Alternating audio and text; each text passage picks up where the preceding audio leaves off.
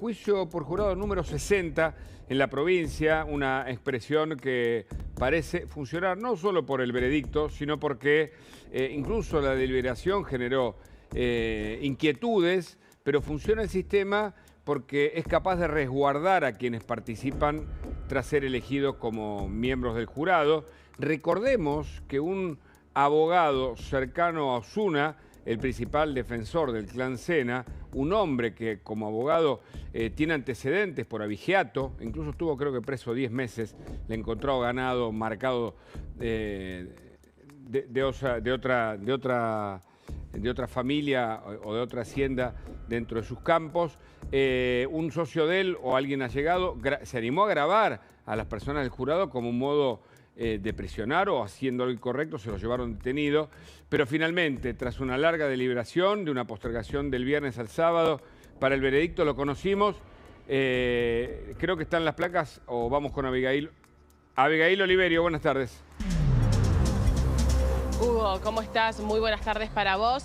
Realmente ayer fue una jornada histórica y también el día de hoy porque muchos vecinos y vecinas de aquí de la ciudad de Chaco se han levantado celebrando de algún modo este veredicto final que fue tan esperado luego de 3 semanas de juicio y finalmente el debate, ¿no?, que se extendió por 2 días mediante un cuarto intermedio y la resolución final, ¿no? A las 14:05 de la jornada de ayer tocaron la puerta de la jueza con el sobre que tenía el veredicto final y que resultaron de los 7 imputados, 6 de ellos culpables, excepto Reynoso, que resultó no culpable por una decisión unánime, ¿no?, de este jurado. Y por el otro lado, recordar que a Melgarejo lo que lo acusaron fue de ser culpable, pero en calidad de coautor simple, y esto lo que hace es amortiguar la pena, por ende, como es excarcelable, él también salió en libertad. De hecho, sus defensores lo que pidieron es que la libertad de quienes no tenían que ir a la cárcel sea de manera inmediata y la jueza Dolly Fernández acató esta orden. Jornada realmente histórica, emociones, llanto, sonrisas, realmente se ha celebrado. Hicieron, te diría, una vuelta increíble una vez que se dio a conocer el veredicto final por la plaza principal de aquí de Resistencia de Chaco, en homenaje a Cecilia Strisowski y a muchas mujeres que lamentablemente son víctimas de femicidio, pero también fue un caso que golpeó muy fuerte del lado político, ¿no?, en esta provincia por el vínculo que había con esta familia y el gobernador en su momento, hablamos de Capitanich, que se encargó de utilizar las redes sociales una vez que salió el veredicto final y que también causó el enojo de quienes estaban aquí presentes, que montaron un gran escenario. Porque sí, además, sí, totalmente. Además creo que hay un corte por ahí, tal vez lo podemos pasar, cuando él dijo que era una operación, lo de Strisowski, lo del clan Sena. Ayer salió a apoyar a la justicia cuando se sabe que Sena, que Marcelo Acuña, que su padre, Merenciano Sena, el padre de César, estuvo en la boleta, muy al lado de Capitanich, que fue favorecido, ya lo contamos. Recibieron, creo que entre 10.000 y 15.000 millones de pesos, parte de eso de los fondos de Sueños Compartidos para hacer viviendas. Ayer hablamos con Marcela Leiva, quien había estado privada de su libertad como parte de los trabajadores de esas primeras viviendas en el 2010. Llevó su denuncia como Oropi y una cantidad de hechos de corrupción que van de amenazas, extorsiones, incluso se le acusa de desapariciones porque tenía esta frase, ayer lo conversábamos, Abigail, que es que si alguien se portaba mal, él lo hacía desaparecer, ¿no? Y señalaba a los chanchos como un lugar, digamos, para esa perversión. Incluso ahí encontraron los restos, porque esto hay que decir, los restos fueron encontrados y se comprobó que pertenecían a Cecilia Strisowski. Eso es parte de los elementos que condenaron a través de este jurado, que si te parece repasamos las penas. A ver, con vos, Abigail. Ahí sí, tenemos claro. En este gráfico. Sí, bueno. Sí. Perfecto, sí, claro. Te voy diciendo para que vos nos amplíes, por favor. César Sena, culpable de homicidio agravado por el vínculo y violencia de género, la expareja de Cecilia Strisowski. La madre de César Sena, culpable como partícipe primario de homicidio agravado. Y vamos a ver al padre, el que manejaba el clan, que no se animó a dar la cara. Esto para mí es un detalle que hay que subrayar, porque así como ha sido tan, entre comillas, ¿no? Guapo para amenazar, según las víctimas que lo denunciaron oportunamente, y que están amenazadas, porque muchos del barrio Mereciano Sena hemos querido hablar con ellos y tienen miedo de hablar, aún hoy, a ver qué habrá pasado ahí, ¿no?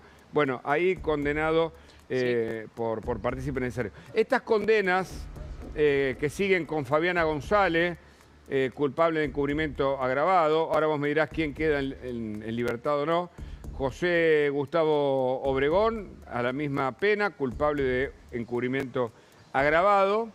Y una tercera persona, que es Gustavo Melgarejo, vos lo decías, culpable de encubrimiento agravado. Y una persona declarada inocente o no culpable, mejor dicho, que es Griselda Reynoso. Se la considera así porque se creen que estaba presionada, extorsionada o coaccionada por el clan Sena. ¿Quién quedan presos y quién salen en libertad?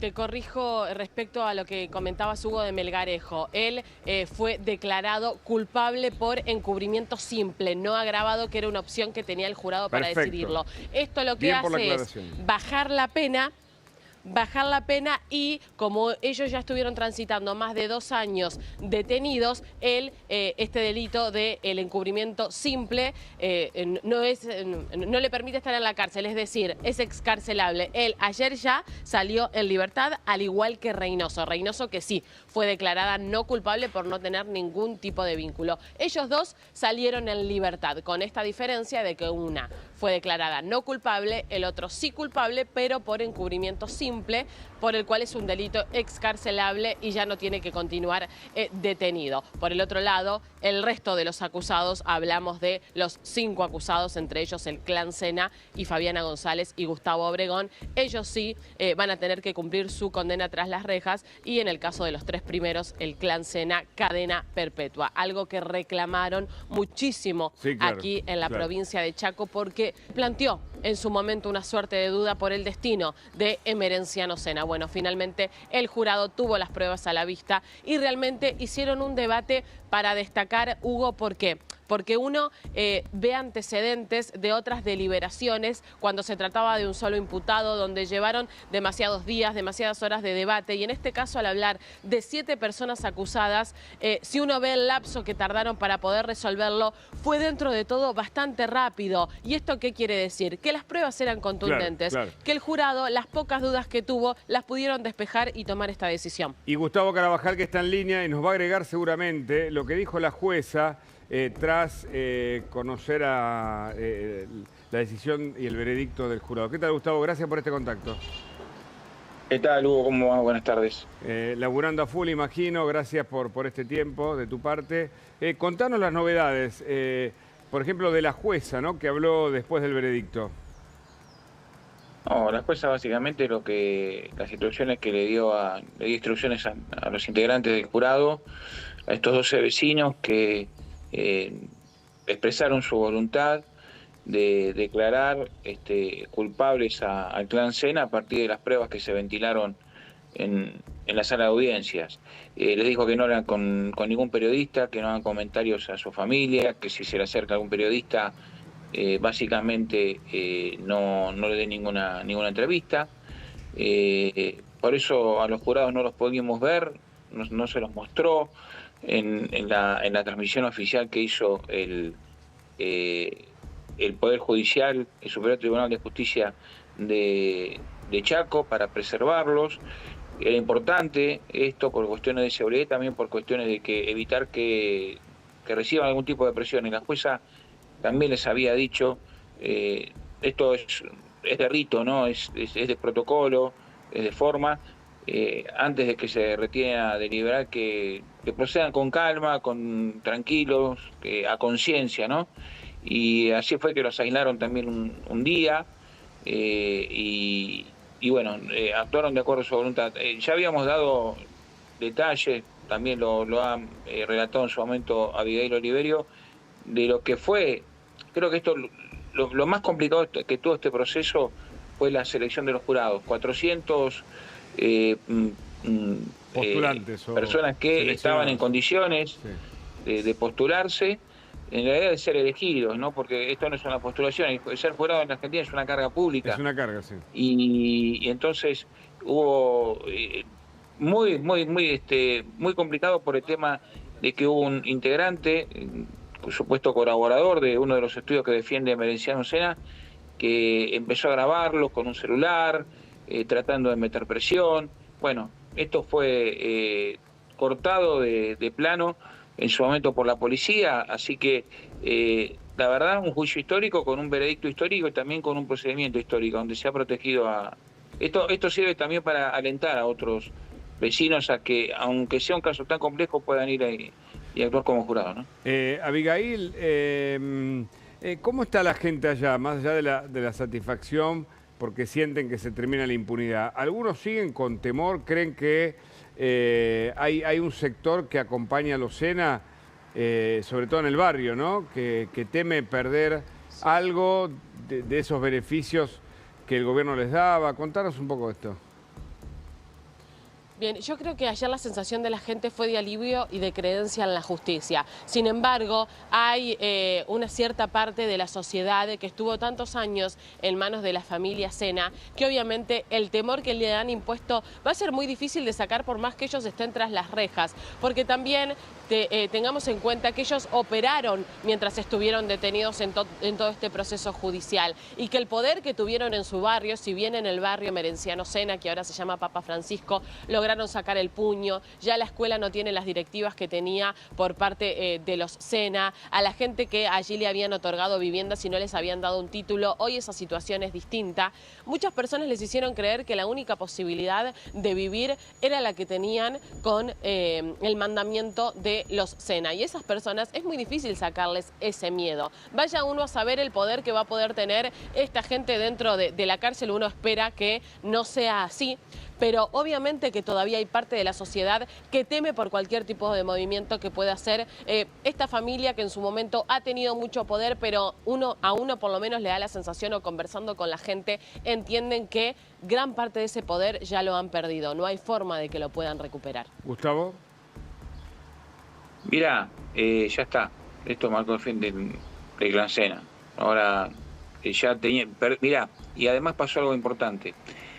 El viernes, cuando empezaba a deliberar el jurado, se conoció la noticia de que el fiscal federal Patricio Sabadini, fiscal federal de Chaco, de Resistencia, le pidió elevar a juicio la causa. Ahora lo vamos a repasar. Yo ayer lo mostré, el escrito, sí. Y ya está. Ya está, con eso, esa fue la última parada de tierra para el Clan Sena. Y además, faltaría, ¿sabes qué?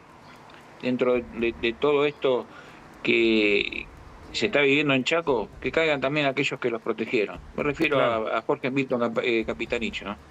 Capitanich, que posteó, también si lo tenemos lo vamos a poner, posteó desentendiéndose o dándole la razón a la justicia, cuando él fue quien apañó e hizo crecer a un hombre que, bueno, a la vista de todos los denunciantes, ¿no? Incluso de Leiva, a quien entrevistamos ayer y antes de ayer también, le hacían conocer que era un hombre violento, que los había encerrado a ellas y a otros, que acometía con coacciones y con extorsiones. Es decir, Capitanich no puede desentenderse por la conducta. Sí, se desentiende, a ver.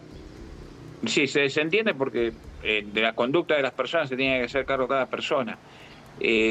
Capitanich va a tener que responder por los fondos que le giró a la fundación, y que no le han, creemos que no tiene nada que ver con respecto al homicidio, no hay ninguna vinculación con Capitanich, pero sí todos los fondos que le giró a los Sena, y no hay rendición de cuentas.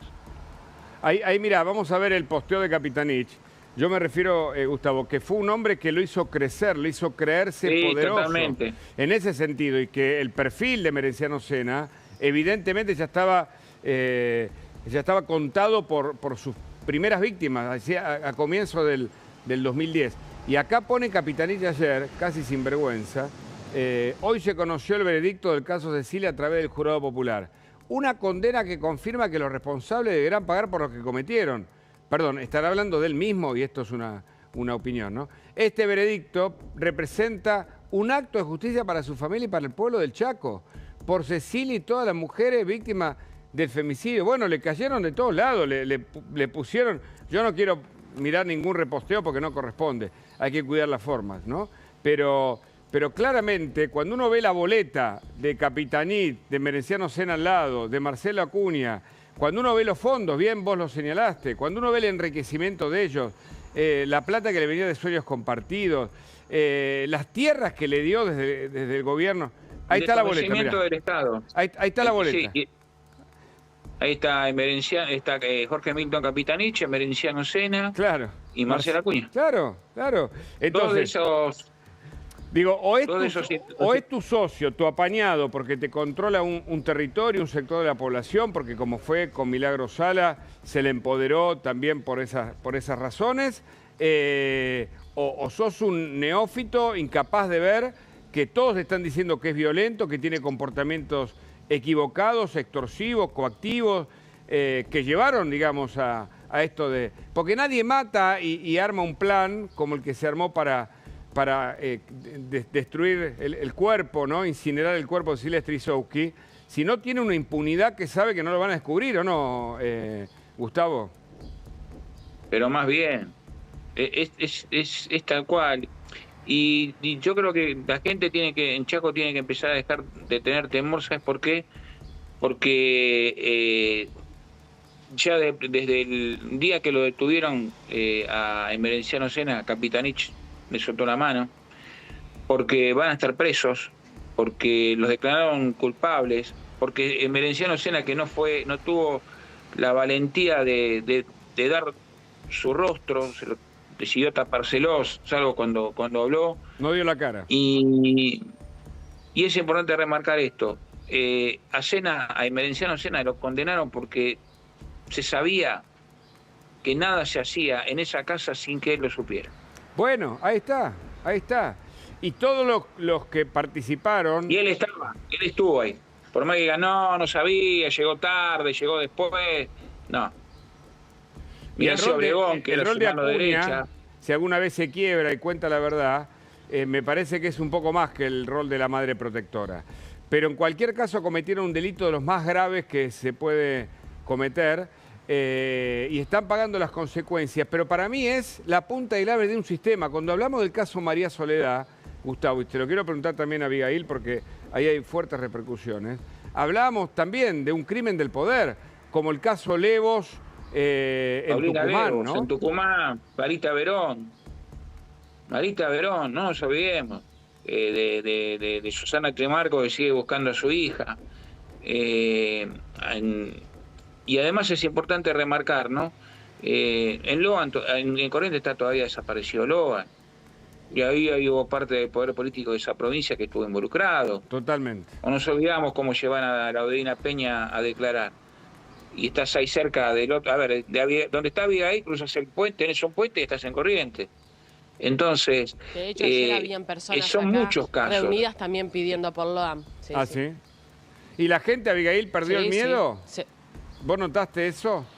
Gran parte perdió el miedo. No te aseguraría en un 100% que todos perdieron el miedo, justamente por el poder que tuvo esta gente, pero gran parte de la sociedad ya perdió el miedo. Era increíble ver cómo la gente se emocionaba y daba la vuelta y decía que esto no era solamente un caso, de alguna forma, que hacía justicia por Cecilia, sino también era justicia por todo el Chaco, por todos los que les tocó vivir, por las veces que no podían transitar libremente por las calles, por los cortes que se producían, por la cantidad de comercios que no podían funcionar de manera normal, por los piquetes que se hacían en reiteradas oportunidades, por la cantidad de personas que se encontraban totalmente a la deriva por estar de alguna forma vinculados a esta familia Sena. Yo creo que gran parte de esta sociedad finalmente pudo perder el miedo y que empezaron a creer un poco más en la justicia. Ayer fue una clara muestra cuando salió Ricardo Zuna, quien defendió a Emerenciano Sena. Tuvo que salir con una custodia policial tremenda, un cordón de aproximadamente 1 cuadra, porque la gente realmente le tiró, te diría, con de todo, porque claro, no podían creer que una persona pueda defender a Emerenciano Sena, teniendo en cuenta también los antecedentes propios que tenía quien lo defendía. Hablamos de Ricardo Zuna, que tiene causas por lavado de dinero, por haberse apropiado de terrenos, por haberse apropiado de ganado, con un prontuario realmente muy, pero muy polémico. La gente ayer habló y a mí me parece que ahora están un poco más tranquilos. Gustavo. Sí, y aparte convengamos algo también, ¿no? Los condenaron con pruebas. Claro. O sea, acá hubo 12 vecinos que escucharon los testimonios, quisieron deshacerse del cuerpo, descartar el cuerpo de... Porque eso es lo que hicieron. Yo sé que suena duro, pero quisieron descartar y deshacerse del cuerpo de Cecilia, no pudieron, lo tuvieron que someter a entre 400 y 800, entre 700 y 800 grados durante 4 horas.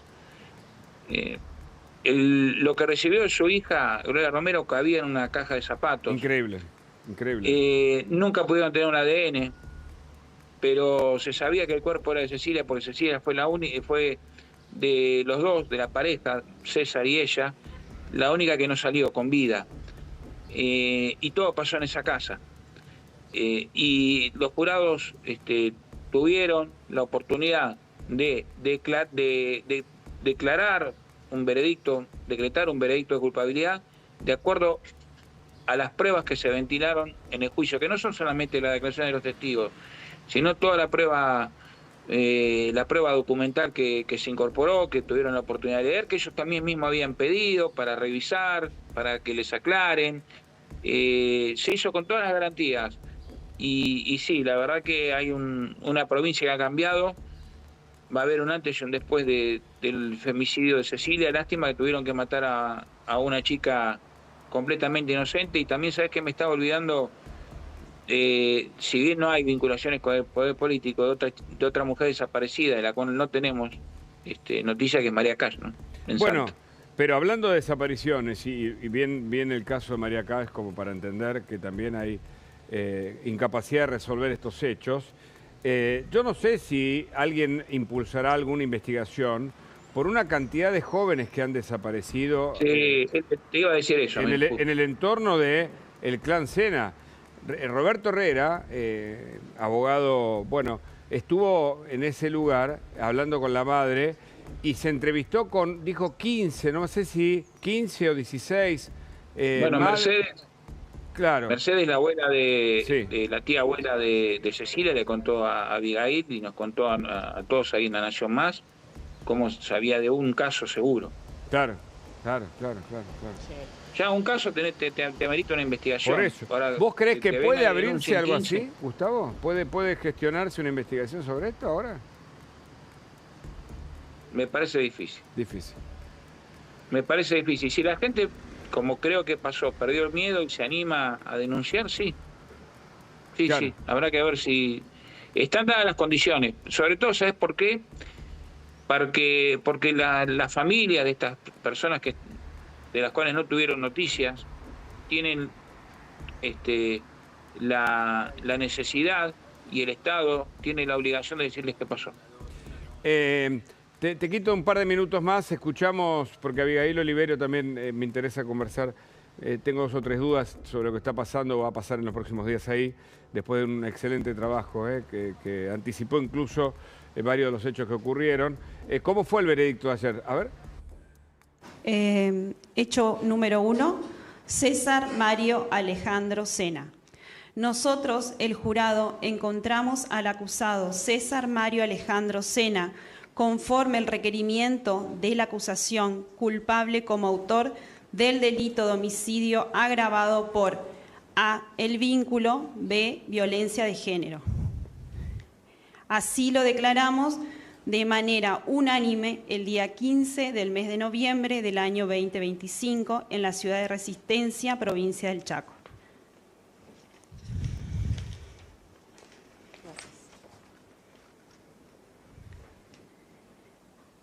Hecho número 1, Marcela Verónica Acuña.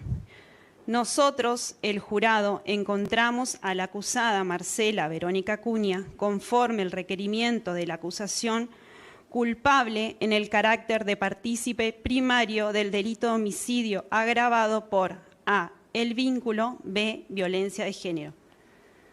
Así lo declaramos de manera unánime el día 15 del mes de noviembre del año 2025 en la ciudad de Resistencia, provincia de Chaco.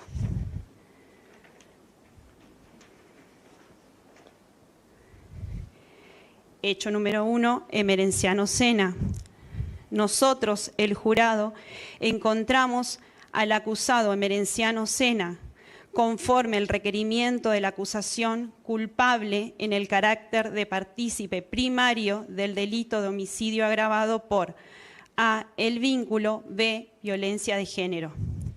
Así lo declaramos de manera unánime el día 15 del mes de noviembre del año 2025 en la ciudad de Resistencia, provincia de Chaco. Ahora, no dio la cara Emerenciano Sena. ¿O será parte de una estrategia para decir que tiene algún problema de salud y empezar? Porque no quiso dar la cara, no quiso dar la cara. Claro. Abigail. No sé, vos qué información tenés, Abby. A ver, Abigail. Sí. Emerenciano Sena se encargó desde el día 1, desde el inicio de la selección del juicio por jurados, de que cada vez que ingresaban los medios de comunicación se tapaba la cara.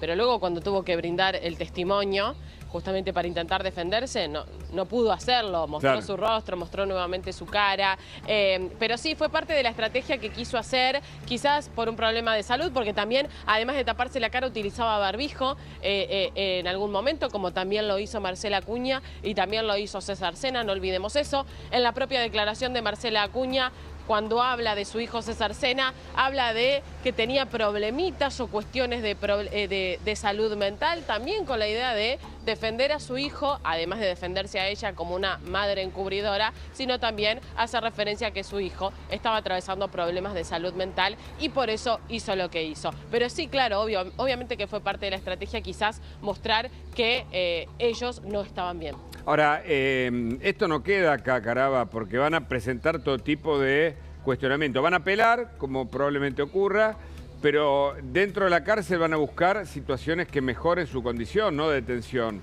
sea en un hospital, sea inimputabilidad, si es que dicen que César Sena no estaba bien y fue el autor material del femicidio. ¿Qué pensás? No está cerrado el proceso, pero va a ser distinto. Claro. Digamos, ellos ya tienen un veredicto de culpabilidad en su contra y ahora en 10, 12 días, cuando la jueza lo decida, se va a hacer la audiencia de cesura, donde van a fijar el monto de la pena. Según la calificación penal por la que lo declararon culpables, no cabe otra figura que la de prisión perpetua, por los agravantes, el femicidio, según la reforma que se hizo del Código Penal en 2012, tiene la única pena es para la figura de femicidio es prisión perpetua. Es importante remarcar esto. También no los iban a condenar por encubrimiento porque no se puede condenar por encubrimiento. En realidad no le cabe la figura penal del encubrimiento a los padres porque el encubrimiento entre por el parentesco, ¿no? Cuando hay por el parentesco, cuando hay lazo de consanguinidad directo hasta de segundo grado, correcto. No es delito, no tiene una persecución penal. Entonces la única figura la única posibilidad que había ahí era la de culpable o no culpable de femicidio. Y los condenados los pusieron al mismo nivel, algo que no había hecho la Cámara. Fíjate que para la Cámara, si bien tienen la misma pena el partícipe que el coautor o que el autor, la Cámara le había bajado de coautores a partícipes, habían dejado solamente como autor del homicidio a César, ¿no? Sí, ahora también Abigail, porque ayer pasó algo que muestra que la justicia sabe que hay una sociedad que mira, una sociedad chaqueña y de la Argentina en general, me parece. Sacaron un parlante para la lectura del veredicto, algo que no sé, Gustavo, correginos, yo no escuché en otros casos. Y además ahora me parece que también, incluso la jueza lo reconoció en alguna declaración, creo que la justicia también está bajo observación. Creo que hay una demanda colectiva, social, de que estos hechos, estos clanes, estos grupos mafiosos, como quieras llamarle, no sigan manejando, ¿no?, el poderío en el interior de la Argentina. Abigail. La jueza ayer, Dolly Fernández, reivindicó el juicio por jurados y dejó entrever que hay que escuchar a la sociedad cuando hay un proceso de estas características, cuando tiene tanta influencia social. Esto lo dijo en primera persona, hablando con nosotros cuando se retiró, hablando con La Nación Más cuando se retiró de la puerta de los tribunales. Reivindicó el juicio por jurados y dijo que hay que prestar más atención a la ciudadanía, porque cuando la ciudadanía habla, en muchos casos, bueno, salen este tipo de veredictos, que es lo que todos esperan. Así que dejó entrever esta cuestión judicial, reivindicando también el poder que tiene la justicia y que hay que volver a creer en la justicia, que tiene que ser un poder independiente, que no tiene que estar influenciado por el poder ejecutivo, claro. Muy bien, parece interesante, ¿no? Gustavo, ¿qué opinás? Acá el que decidió fue el pueblo, la sociedad, a través de 12 vecinos. La justicia tuvo un papel ordenatorio acá. Perfecto. De garantía, ¿no?, del proceso. De dar la garantía, de ordenar, trabajo. Acá lo de la cuestión mafiosa figura dentro del contexto. Acá los condenan por un femicidio que, bueno, obviamente estamos hablando de gente poderosa, pero los condenó el pueblo, sus pares. Mirá vos, mirá que... No socios, sus pares, es gente de a pie, trabajadores de todo tipo, que son los que los condenaron. No los condenó un tribunal técnico. Pero yo estoy seguro que también esto, de Sácora estoy seguro, fue así. Formó parte de una estrategia de los SENA elegir que los juzgue un jurado popular, pues pensaban que al no haber cuerpo, al poder meter en el jurado a algún infiltrado, alguien que hubiera estado con ellos, que hubiera actuado como elemento que sirva para sembrar la duda, porque no sabíamos que era necesario tener el acuerdo de los 12 para condenar. Ellos pensaban que podían zafar, pero no les salió la jugada. Ahora, fue el pueblo que los condenó. Capitanich enfrenta un par de investigaciones en su contra, creo que está imputado en alguna. ¿Puede, no en este caso, en otros, dejar su blindaje o pueden tocarlo finalmente a Capitanich? Porque desapareció de la escena pública hasta el posteo de ayer, como para decir, mirá que yo estoy del lado de los buenos, ¿no? Gustavo. Hay que ver qué encuentran en la causa ahí de la fundación, ¿no? Hasta el momento... La de lavado de dinero. No hay que olvidarse que en diciembre asume como senador. Claro, y tiene fuero, ¿no, Abigail? Va a tener fuero. Totalmente, pero claro. Por ahora yo no avisoro o no se ve en perspectiva y más viendo más para adelante alguna causa judicial que lo tiene. Vos sabés que tengo la duda en Fútbol para Todos, porque en Fútbol para Todos... Ah, bueno, ahí, pero no de Chaco, digamos. No, pero quiero decir, viste, en general se dice que todos los que formaron parte de la estructura de Corrupción K, en cada una de las gestiones de esa administración, que duró muchos años en la Argentina, los que estuvieron cerca del manejo de fondos cayeron en la trampa, decimos, ¿no? Y si no tiene una causa por acá, tiene una causa por allá. Y que cuando hay una causa en su contra, surge otra probablemente, y así ha pasado con varios de ellos, porque se habla de una gran trama de corrupción del kirchnerismo en general. A eso me refería. Pero algunos aparecen intocables, ¿viste? Por ahora. Exactamente, habrá que ver qué pasa más adelante. En Chaco, yo no lo tengo como digamos, con posibilidades de que lo pueda complicar en alguna causa judicial, al menos en el corto plazo. Sabadini, vos seguramente es un fiscal federal que envió, ahora vamos a repasar. Sí, trabaja muy bien. Sí, trabaja muy bien y ahí, ayer también lo contábamos, creo que vos lo contaste también, recién aludías a esto, manda a juicio oral una investigación por lavado de activos a partir de mala administración, malversación y de utilización de bienes con cooperativas incluidas. Basta el mismo modelo en todos los casos, ¿no? Las cooperativas en el medio, para una trama de lavado de dinero. Ahí vemos el escrito de paso, a propósito de esto, donde el fiscal justamente federal envía, bueno, obviamente a juicio, ahí vemos como imputado a Merenciano Sena. Si lo bajás medio rapidito, ahí vamos a ver algunos hechos que que vale la pena destacar. Ahí vamos a ver, ahí está Acuña también, y habla, después de la imputación, habla de los hechos, ¿viste? Y empieza a decir, haber puesto en circulación en el mercado a través de diversas maniobras que serán descritas seguidamente, fondos de origen ilícito provenientes de delito de corrupción o fraude a la administración pública provincial, con la consecuencia posible de que adquieran apariencia de licitud, lo que se tradujo en un significativo incremento y movimientos patrimoniales que no encuentran correlato en los magros ingresos lícitos y situación fiscal y patrimonial que registran los sujetos. Y después, cuando uno lee el escrito, no lo vamos a hacer en este caso, lo sintetizo, señalando lo que el escrito plantea, que es compra de auto, manejo de propiedad, de cooperativas, todo un entramado, una organización, un mecanismo. No te digo que sea la causa Cuadernos, pero parecen, ¿viste? Cuando vos decís, che, usaron el mismo tablero de ajedrez para todo, ¿no? Copiaron el modelo acá, allá, dinero del Estado, trama de lavado para el ingreso o blanquear el dinero, ¿no? Parece más bien Otesur y los Sauces en eso. Sí, y también hay que ver, por eso, esta es la causa donde de repente lo pueden llegar a tocar, hay que ver cómo avanza, ¿no?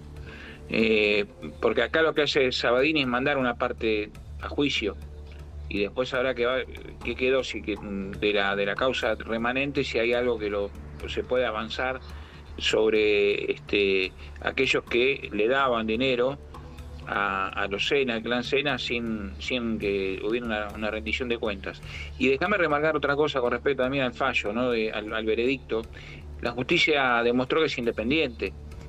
Y me quedo con una frase de todo lo que es el Superior Tribunal de Justicia de Chaco, que avanzó con la realización del juicio.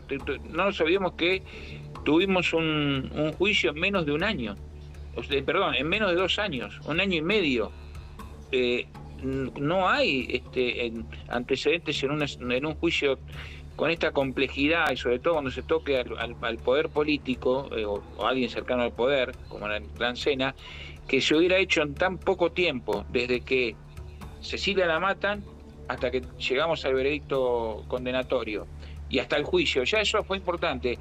Eso es un mérito de la justicia que tuvo un papel ordenatorio clave, más allá que los que dictaron el veredicto fueron personas de a pie, gente común, ¿no?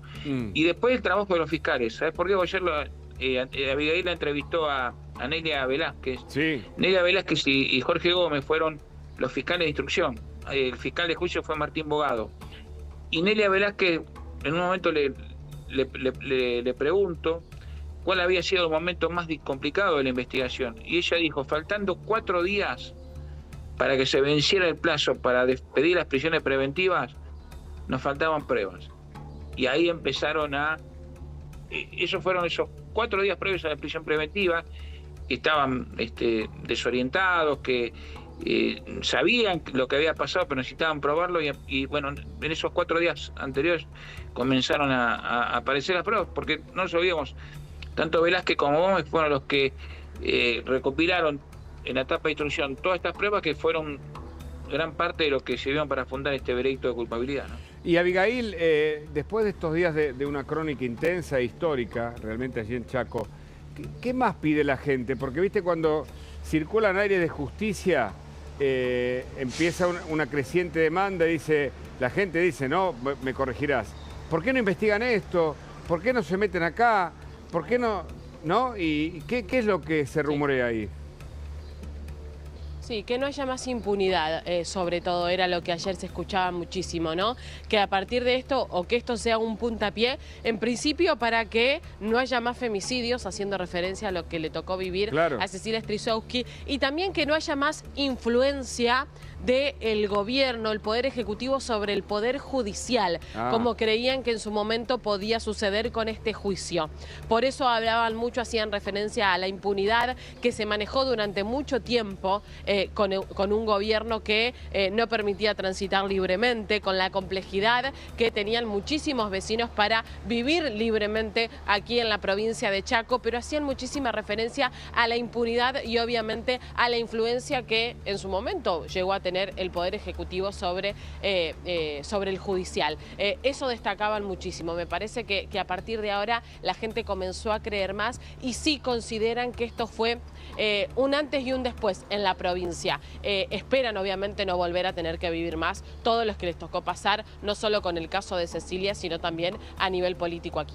Es increíble porque la corrupción y el tema del femicidio, los abusos, parecen ir de la mano. Al Perovi hubo que juzgarlo en Buenos Aires porque en la justicia de Tucumán el camino era su absolución y ahora está procesado por abuso sexual. Lo que le quiero preguntar a Caraba es si al Perovi, con una prisión domiciliaria, y volvemos a los privilegios de algunos imputados, se va a casar en Puerto Madero en medio de una prisión domiciliaria. Pero me esperan un segundito nada más, agradeciendo el contacto. Juan Parrondo, contanos.